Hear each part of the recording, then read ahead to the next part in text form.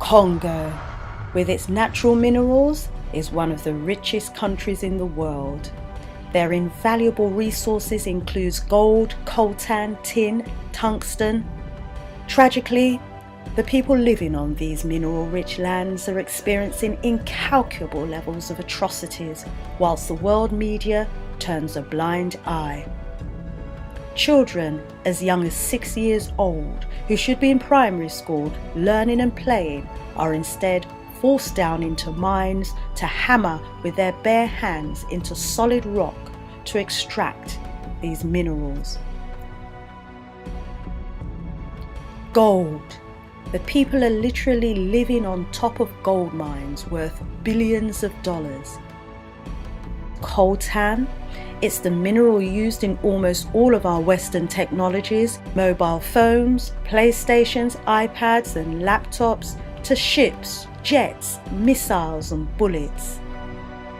Tin, used in most of our household appliances such as fridges, washing machines, microwaves, stereos. Tungsten, a metal with rare properties that enables it to withstand high levels of heat and is used in everyday products such as light bulbs to TV to military weapons. Due to the invaluable riches and resources, every day people are being killed, their villages devastated and lives shattered as they are evicted from their land for the natural resources that lay underneath. The scale of the devastation is such that between 1998 to 2008, it has been calculated that over 5.4 million Congolese have been killed and over 2 million displaced, ending up in ill-resourced camps and neighbouring countries. Between 2003 to 2004, it is reported that up to 1,000 people died daily from starvation and preventable diseases. An event was organised in Brixton, London by Friends of the Congo in partnership with Adirinka Arts Collective in commemoration of the 56th anniversary of the independence of the Democratic Republic of Congo, to provide an opportunity to raise awareness of what was happening in the Congo, in the hope that someone somewhere will help to bring about lasting peace, a change for the better and lasting improvements to their daily life. One of the presenters at the event was Emma Ako, who delivered an insightful presentation about some of the blood minerals that can be found in the Congo and its daily uses.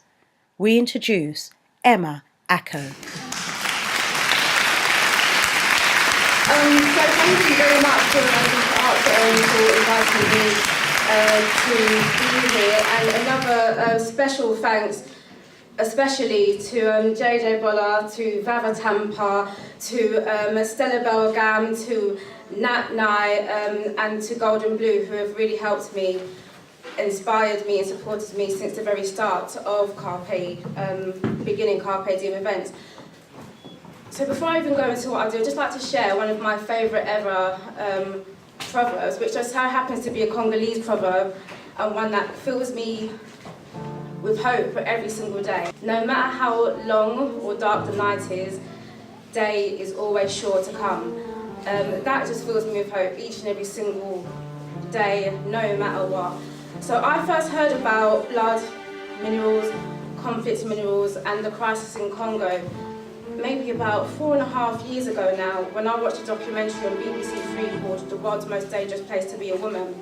I don't know if any of you have seen it. If you haven't, please do look it up. It will still be online. You can find it on YouTube, maybe 4OD or BBC iFree Player. However, that documentary for me just absolutely changed my life, and it changed the way I look at politics. It changed the way I look at policies regarding minerals and how they leave Africa and enter other parts of the world. It changed my the way I view law and what really is right and wrong and who controls and who makes up laws. It changed the way I think about society and who we give our power to, and how we also become powered ourselves. So after watching the documentary, The World's Most Dangerous Place to Be a Woman, I found out then and there that 4 to 8 women are raped each and every single hour for our technology, and it just made me so mad. And it's this anger that I actually give thanks to, because it's the anger that sparked me to actually get up and actually do something. I was angry for about a whole year, just so vexed, and just wanted to go to Houses of Parliament, set it on fire. I wanted to kill each and every single policeman. I was honestly just like a rebel, but I actually had a cause, and that was to break the silence on Congo. I was doing so much research. I was just like, why is nothing in The Guardian? Why is nothing in The Times? Daily Mail? But I was just like, why is no one saying absolutely nothing? There was just a whole silence about it, and I was just like, okay, well, I'm gonna do whatever I can, the best way that I can to break the silence. And I was thinking, okay, well, how do I do that? How do I actually connect to people? And then that got me thinking, how do I connect to people on all different types of levels? After I watched the documentary, I was sparked in so many ways, on so many levels. So, one, as a human being, I thought there's no way on earth I can sit back and know that this is happening in Congo. As a woman, as an African woman, I definitely could not sit back knowing that 48 women who are my mothers, my sisters, my nieces, my aunties, my cousins have been raped every single hour, that my fathers, my uncles, my brothers, my nephews and my granddads are being maimed every single hour, and that my children are being forced into enslaved labour. Everyone learns in so many different ways. So we have people who will learn from reading, and whether that's reading a novel, or whether that's reading a comic, or whether that's reading the news. There'll be people who learn from watching, because they're more into visuals. There'll be people who learn from music and rhythm, so they'll be more into, I don't know, say poetry, spoken word, or music, or African drumming or something. And I thought, why not use this creativity to actually teach people? And that was the way forward for me, and that's how Carpe Diem events came about. I wanted to use it as a creative platform to raise awareness on conflict minerals from Congo. So before I actually go into the events, I just want to speak about the actual minerals, and feel free, if you don't know the answer, it's fine. Each and every single second that we're given is an opportunity to learn. So who here knows about the minerals that go into our technology and what they do anyway? Put your hands up, it's cool. If you do know, that's fine. Okay, so who knows about gold? What does gold do? Okay, so for the people who put your hands up and said, you know, this is really disgraceful right now. Gold is the highest priced mineral when it comes to conflict minerals. It's what has kept the technology industry at large running. Not just that, but also the arms industry. So gold is used on our solder boards and also on wiring. So here's the battery from my phone. Now you actually don't get many phones where you can actually take the back out anymore and actually look inside it. But with my phone, I don't know if you can see. Can you see these little bits there where you put your charger in and it actually connects to your phone? Take it, have a look. Pass it around, please. So if you look at that gold part there, and then also the underneath of your phone, you can't actually see your solder board here in the actual circuit, but that's what gold goes into with our phones. Now the reason why gold is used, carry on passing it around. The reason why gold is used is because it has a slight level of heat resistance to it. So whenever you plug something in or switch a light on, there's a spark that actually takes place within the circuit board, the electrics. It's the gold that stops you from getting an electric shock or something. Yeah, it's like a conductor, that's it. And also fuses as well, it's used for fuses. So whenever a fuse blows out, that basically means that the heat within the gold has run out. There's no more heat that the gold is able to hold. So that's gold. So basically gold is used for wiring and solder boards. Then there's tin. Who knows about tin? Solder. Pardon? Solder. Huh? Soldering. Okay, yeah, so tin is used for soldering as well, so that's part of circuit boards. Now, the soldering is actually the part, the term used for melting down everything and helping to connect everything that's actually on your circuit board. So soldering itself is the act of melting everything down. Now, everything has circuits in it. So my phone has circuits in it. Your camera has circuits in it. That laptop has circuits in it. The mixing board over there has circuits in it. Everything has a circuit in it. Tin is also in absolutely everything, especially household products as well. So name me some household products. Fridges, freezers, microwave, fridges, microwave, TV, light bulbs as well. Anything else? Kettle, yeah. Fridge, washing machine, yeah. So all these common household products that almost everyone has, tin is what is in those as well. So can you see, like, we use so much of tin in our everyday products as well, yet we don't even know. So that's tin. Who can tell me about tantalum? Now tantalum is also called coltan. So who can tell me about computers, mobiles, computers. Okay. Well, I should have thought about this and how people actually answer. So the gentleman at the back who put his hand up first, can you tell me about tin? Nice and loud and clear, please. Yes, you? There's one of the primary elements in semiconductors used to develop chips. Sorry, louder please.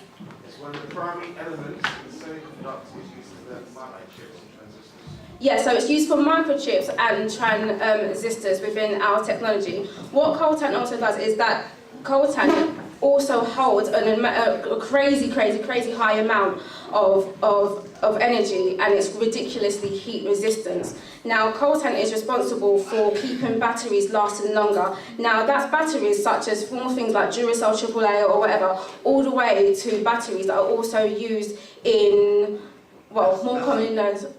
NASA. Yeah, so like things like NASA, so rockets,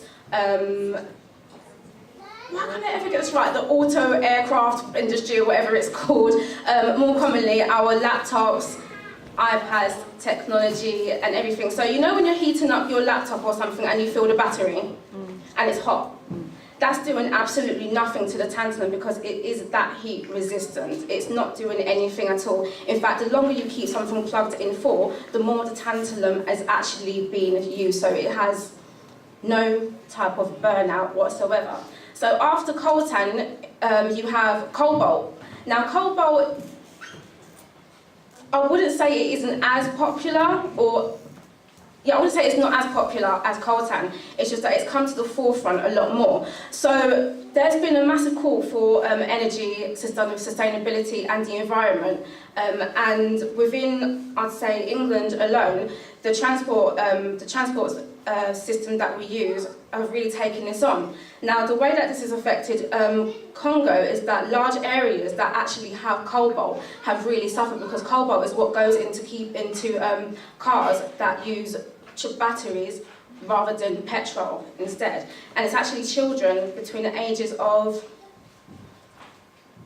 6 and 12 mainly who actually forced to go into the mines each and every single day. Sometimes they spend 24 hours a day in those mining for cobalt. So whenever you see transport that says, oh, greener energy or get on this bus or anything, actually it's children who should be running about, who should be getting an education, who should be living freely, who are actually digging the minerals for that to actually happen.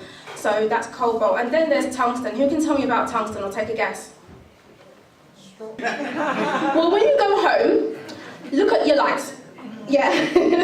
But even also in here now, everyone here, I'm assuming everyone here has a phone. Yeah.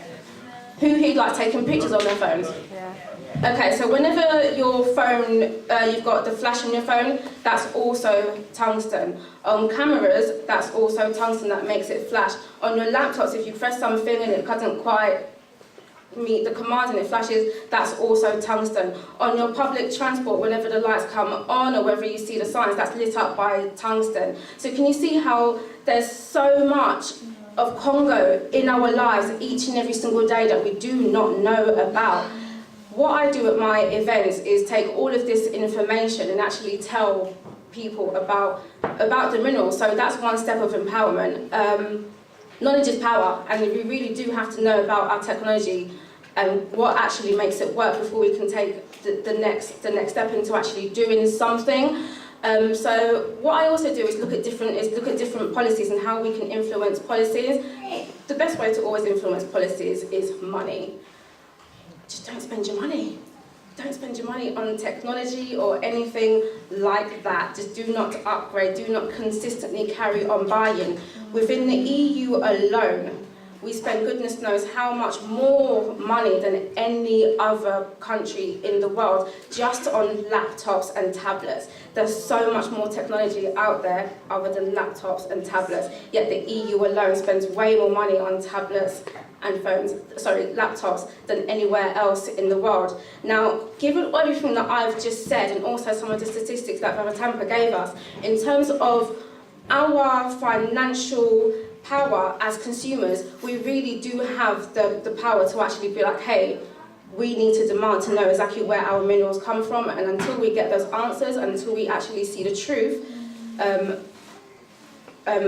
regarding where the answers are coming from and everything, let's not buy. And that is how much power we actually have.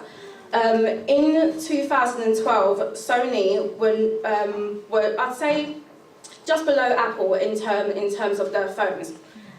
What they wanted to do was find out exactly how they can compete with Apple. What they did was do mass consumer research, and they found that the Sony users wanted their battery life to last longer, and they also wanted bigger screens.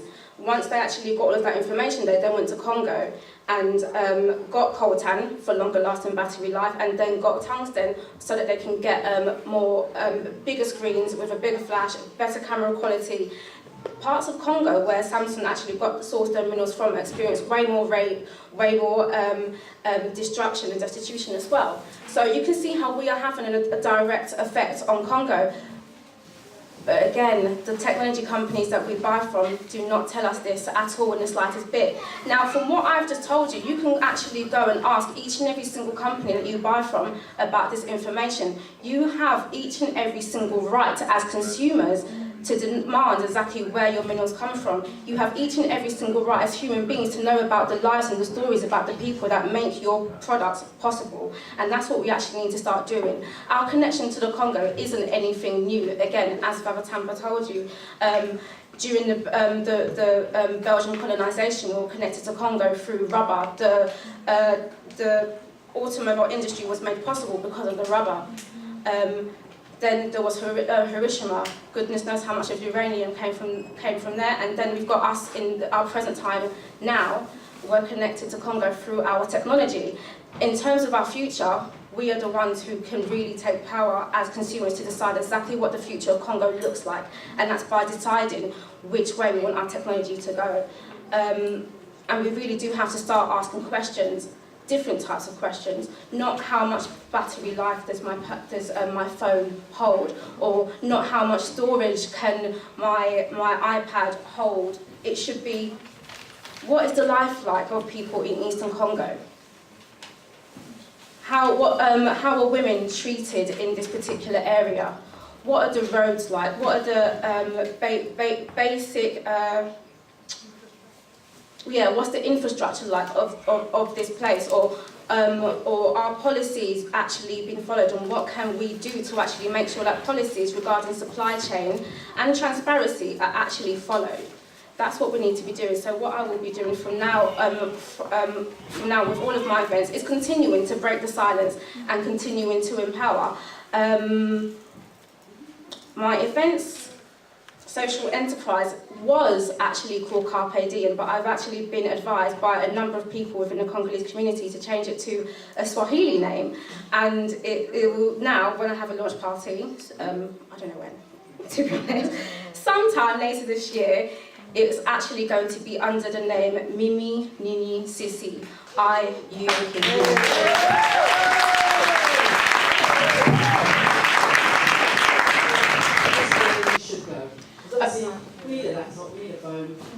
Where can we go? Yeah, okay, so I'll just say for anyone who needs a new phone, rather than upgrade, go to Fairphone. So the phone that I showed you, the one that's got my battery, It's a Fairphone and it's available here in the UK right here today via the Co-op. You can order it online and it will be with you within 3 days. So Fairphone are a company that are based in Sweden. The phone is Android based. You can choose whatever type of tariff you want. You can buy it outright. It's completely up to you.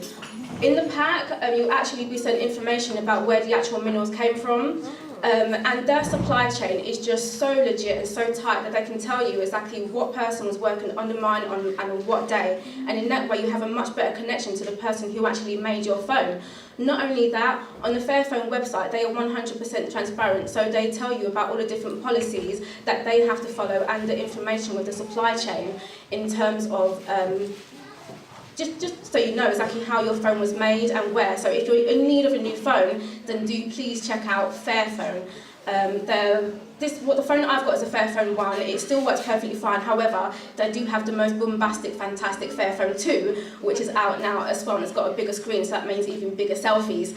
If you want to get a new laptop, a new camera, or a new just anything online magazine, and there you can look at different company rankings, and it shows you what companies are the best to buy from, which ones invest the most in conflict minerals, who actually do follow the supply chain, and it actually gives you a list and an order. So from the top of my head, I can say that after Fairphone, other brands in terms of the leaderboard, it goes Intel, who make the processors that go into most of our technology. So it's Intel, HP, Apple, and I think it's then Microsoft, and then so on and so on. So that website that I gave you was Ethical Consumer. Not only do they give you a good rundown of what companies are best to go to in terms of conflict minerals, but also in terms of the treatment of the people that actually work on the mines and actually work in the factories. All of our products are made in factories, not only in oriental parts of Asia, but also Pakistan and Bangladesh. And we never really hear much about the life of the people in the factories, how much they earn or anything, what the living conditions are like, what the work conditions are like. You will find that out on Ethical Consumer, so at least you have a better connection with the people who make your products. So that's Fairphone if you need a new phone, and Ethical Consumer to do a comparison for your products. Thank you. Okay, who's next? Oh, another lady. Ooh. Raise your hand, please. Raise your hand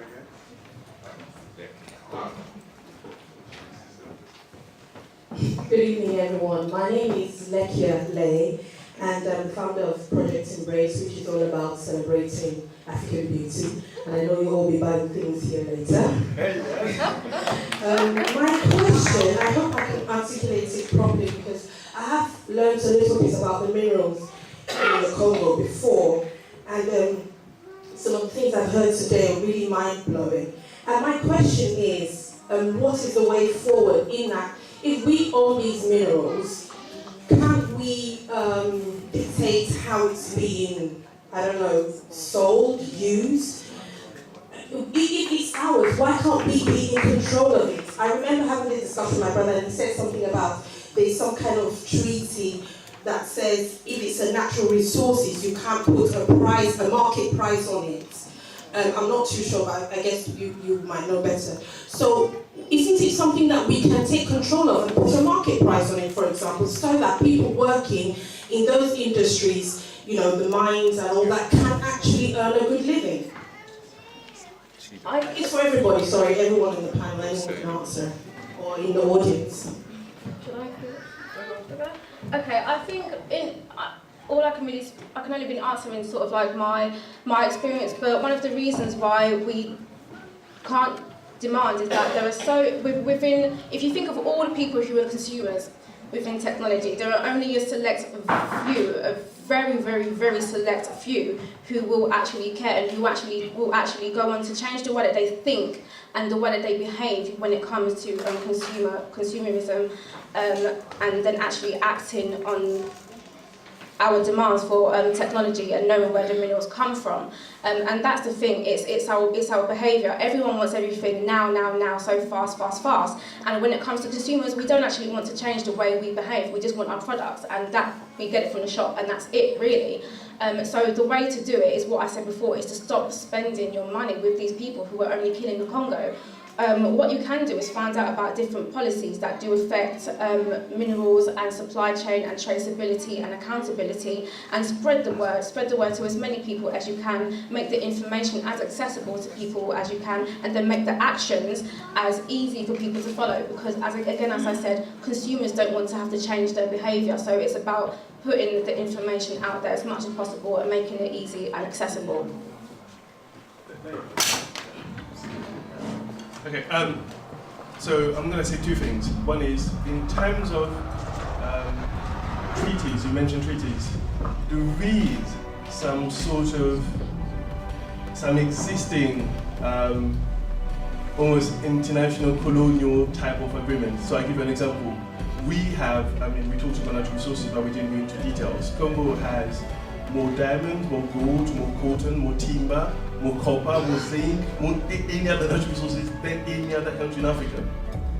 In fact, there was a study which was done by the State Department that happened to glance through it, and it says, and this has not been published yet, that Congo might have more oil than Saudi Arabia. Well, let's put it on the side. So we have all those natural resources, but Congo cannot by itself trade its diamonds. Our diamond has to be sold in Belgium. And that is a fact, and it's fascinating. It's just part of our history, so we cannot trade our diamonds. Our diamond has to be traded in Antwerp, in Belgium. We talked about uranium. Our uranium, since 1915, supervision, I don't want to say, the less of the supervision, has been rotated between the French, the British, and the Americans. So they oversee our uraniums. We just have it, but they oversee it. So that's currently the supervision of our uranium is with the French. They currently have the chairmanship of supervising our uraniums. So that's in terms of natural resources. But my stance on these things as an activist goes deeper, and I tend not to spend a lot of time on sort of asking people to change their ways of lives and so forth, for the simplest reasons. One of the things we've seen in Congo, we've observed over the past 10 years is this. Actually now, people are using less conflict minerals in Congo than they were before. HTC is one of the massive guilty company. In 2009, HTC exported, and these are fact, exported 31 tons of conflict minerals from Congo. That is 31,000 kilograms of conflict minerals. And you need to bear in mind, there isn't an industry in a war zone. Okay? So these 31,000 kilograms were mined by hand, by human beings. Just to give you an idea, that's HTC, and it's difficult to sway the Chinese to change their ways of life, to change their policies beyond the Chinese. It's incredibly difficult. So my stance on it, or the way I approach this situation, is the political side. Okay? Until we change the politics on the ground in Congo, nothing's going to change. And I say that for the simplest reasons. So initially, warlords used to rely a lot on natural resources, selling them. We have examples and evidence of even British companies, Australians, Canadians, paying taxes to warlords in order to exploit natural resources. Because some actions, however minimal those actions are, have been taken in the US and in other parts of the world, some of those warlords have almost stopped. And what we have seen over the past couple of months, or couple of years, is this. They are now trading in coffee, they're not trading in charcoal, and they are now taxing people. Okay? How are we, essentially the way, and I've had a lot of fight on this argument, because I almost feel one of the reasons, and I hope Emma would forgive me for this issue, one of the reasons we people tend to bang a lot on your phones and your laptops and so forth, because you just want to feel good by yourself. You want to be absolutely, have a clean conscience that, you know what, my phone, my money is not contributing to the killings in Congo. Guess what? You can feel good because your phone is not, okay? But the killings in Congo hasn't stopped. It's not going to stop if you stop buying those phones and those laptops. So the fight is the political fight to change the politics, because your phone can become clean, but the Congolese will continue to be killed and to be displaced and to be raped. Okay? So, yeah, the fight is the politics, and one of the fights currently, one of the key leading fights we have is to ensure that Kabila, the guy who's in power, actually leaves power by the end of the year. And as one of the pastors I know says, by fire, by... Thank you so much, Robert. Let's listen to JJ Bola for his comment. I just wanted to make a small point, maybe just to expand the conversation. See, we're all here, have different levels of engagement within society, and we participate differently. We all have different viewpoints and so on. And in regards to specifically Congo, right? There are levels. There are levels to the issue of exploitation of minerals, of conflicts, whether it's political, whether it's social, and so on and so on. There are levels of engagement. So at the very top, you have governmental exploitation. Of course, the current President Kabila, he's exploiting as much as he can, and has allowed the country to essentially be run down and exploited. We, as people in the diaspora, or even as ordinary Congolese citizens, right, don't have that power to be able to directly determine what his actions are, right? So obviously, okay, so if we're thinking we want change, and we do want change, we've got to look at what we can strategically do in terms of what we're empowered with being able to do, right? So I do believe in almost intertwining of action. So it's not just do one thing or another. If it's empowering to you to not upgrade your mobile phone, please do that. If it's empowering you to write poetry, I write poetry. Please do that. If it's empowering you to educate or to create art or whatever it is, please engage in those activities, because one of the things, the biggest influences of change has been what? Information. For people to do, they must first know. We cannot do anything if we're not first aware, right? So in fact, spreading information is one of the most powerful things that we can do. Now, moving onwards from that, so we're looking at it from a standpoint of, okay, we're the diaspora, right? We're not directly in Congo, right? We don't have actual physical influence in regards to what's happening. And so if you look at it, it's an issue of what? It's an issue of land. Malcolm X said land is power. Now there are major land grabs happening, not just in Congo, but across Africa. It's been happening for ages. Anyone who's been able to visit the continent recently, not just in Congo, but across the continent, you will see the influx of Chinese corporations and businesses operating as a form of neocolonialism, essentially exploiting the land. So what can we do? We here in the West have a certain economic privilege in regards to what we're able to earn with the pound, right? So if you go back, the £1 that you have, right, £1 is equivalent to, I think, about 500 francs, maybe 800 francs, right? It depends on who you are, but even the fact that we are located here, we have a certain level of economic privilege, right? Now what can we do with that economic privilege? And what can we do with the information that we have access to here? So one of the things that I always try and encourage us as diaspora people, right, and using the economic privilege that we have is to buy land. Buy land, right? Land isn't expensive actually. You can buy land the same cost, right, as a second-hand car. Right, for $1,000 you could probably get about 10 acres of land. But once you have that land, it's in your ownership, it's in your name. If any corporations try and come in, right, you have the information and the legal information and the ability to be able to challenge that. What happens with our brothers and sisters back home is they're disempowered, and a lot of them don't have that information or access to information for them to be able to empower that. We have a rate of 70% of our population is unemployed, 60% are illiterate. So we have to look at what we can do in regards to strategically on all levels effectuating change. So whether it, like I said earlier, whether it's, you know what, I bought land, okay, you know, I bought 10 acres of land for $1,000, you've got a certificate, it's in my name, right? But, okay, you might not necessarily be, you know, activating or using it directly yet.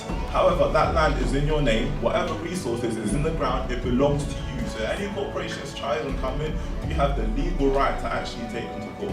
When you think about that now, okay, you've got it now, in 10 years time, in 20 years time, what's that going to look like?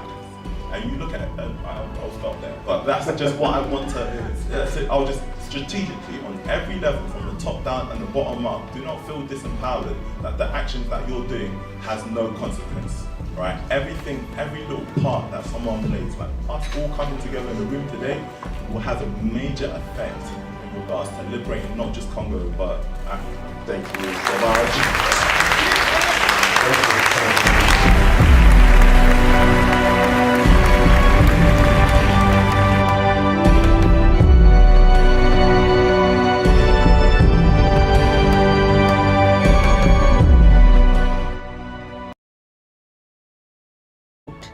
The people are literally living on top of gold mines worth billions of dollars. Coltan, it's the mineral used in almost all of our Western technologies, mobile phones, PlayStations, iPads and laptops, to ships, jets, missiles and bullets. Tin, used in most of our household appliances such as fridges, washing machines, microwaves, stereos. Tungsten, a metal with rare properties that enables it to withstand high levels of heat and is used in everyday products such as light bulbs to TV to military weapons. Due to the invaluable riches and resources, every day people are being killed, their villages devastated and lives shattered as they are evicted from their land for the natural resources that lay underneath. The scale of the devastation is such that between 1998 to 2008, it has been calculated that over 5.4 million Congolese have been killed and over 2 million displaced, ending up in ill-resourced camps and neighbouring countries. Between 2003 to 2004, it is reported that up to 1,000 people died daily from starvation and preventable diseases. An event was organised in Brixton, London by Friends of the Congo in partnership with Adiri. Congo, with its natural minerals, is one of the richest countries in the world. Their invaluable resources include gold, coltan, tin, tungsten. Tragically, the people living on these mineral-rich lands are experiencing incalculable levels of atrocities, whilst the world media turns a blind eye. Children as young as 6 years old, who should be in primary school learning and playing, are instead forced down into mines to hammer with their bare hands into solid rock to extract these minerals. Gold Inca Arts Collective, in commemoration of the 56th anniversary of the independence of the Democratic Republic of Congo, to provide an opportunity to raise awareness of what was happening in the Congo, in the hope that someone somewhere will help to bring about lasting peace, a change for the better and lasting improvements to their daily life. One of the presenters at the event was Emma Ako, who delivered an insightful presentation about some of the blood minerals that can be found in the Congo and its daily uses. We introduce Emma Ako. So thank you very much for inviting me to be here, and another special thanks especially to JJ Bola, to Vava Tampa, to Stella Belgam, to Nat Nai, and to Golden Blue, who have really helped me, inspired me and supported me since the very start of beginning Carpe Diem events. So before I even go into what I do, I'd just like to share one of my favourite ever proverbs, which just so happens to be a Congolese proverb. and one that fills me with hope every single day. No matter how long or dark the night is, day is always sure to come. That just fills me with hope each and every single day, no matter what. So I